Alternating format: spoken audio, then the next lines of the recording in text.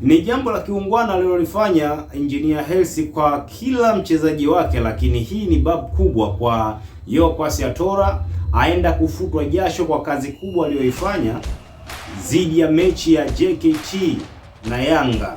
Kwa kazi ile aliyoifanya kaenda kufutwa jasho kwa pesa taslim, sio ndogo, ni kibunda cha pesa.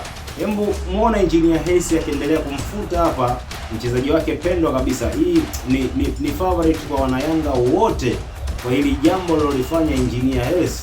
Kongole kwake, yeye kaanza na wengine watafuata nyuma.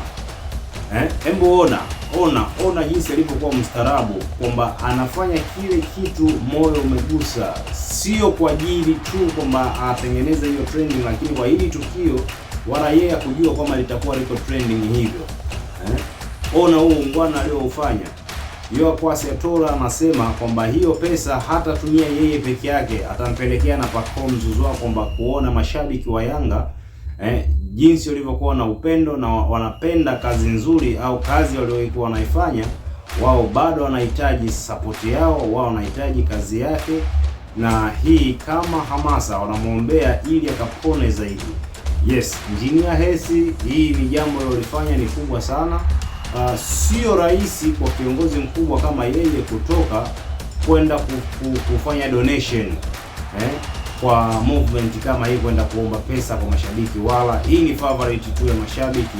Ni jinsi gani walivyoona kazi nzuri aliyofanya Yeo Kwasi Yatora pamoja na jeshi lake au wachezaji wenzake.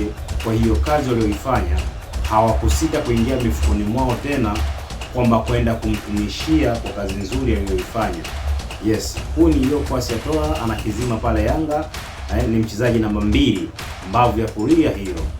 Bila shaka yoyote Yeo Kwasi Yatora alistahili wana Yanga kumfanyia hichi walichofanyia kwa muda mrefu zaidi, lakini hichi mimi naamini kitakuja kikubwa zaidi ya hichi walichokifanya.